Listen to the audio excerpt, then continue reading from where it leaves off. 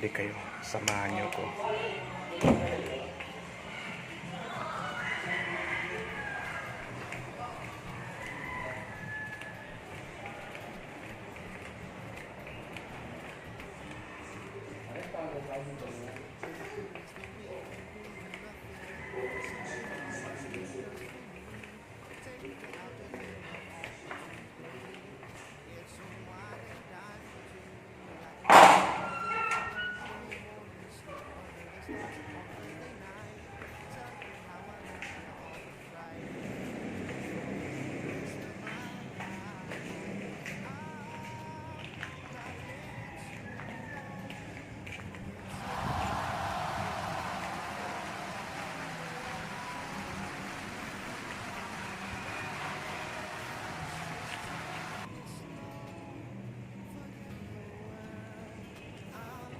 This is the Voyager XRX. Don't give 2 cents about what the neighbors say.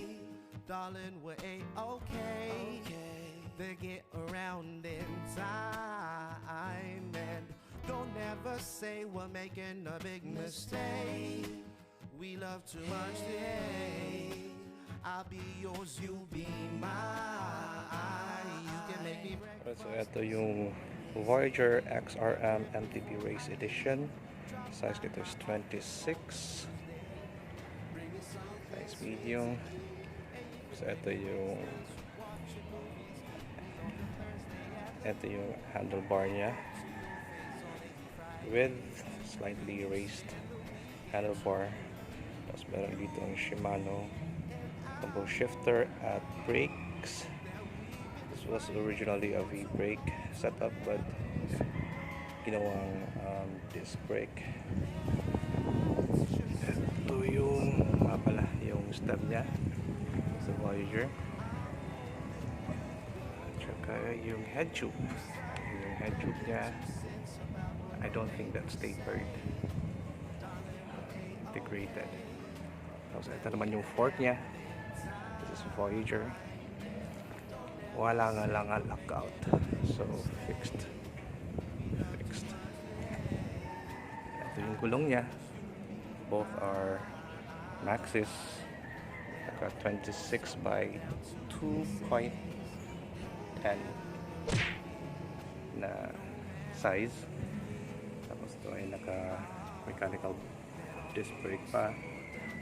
So, eventually plan na natin gawin yung hydraulic soon. Ito naman yung body niya. Yung frame, it's alloy.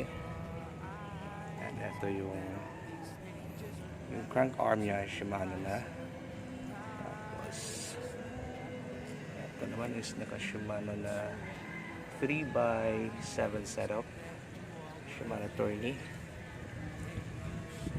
Yung gulong niya sa likod is also Maxxis 26 by 2.10. Ito yung seat post niya, hindi pa naka-clamp. Okay na rin to kasi hindi agad mananakaw. Pala,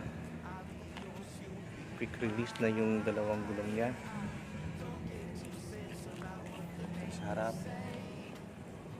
at sa likod.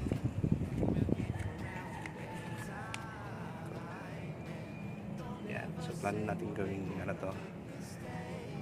Soon gagawin natin tong 3x9. Yan yung plano. At naka hydraulic na rin. So we need to replace everything.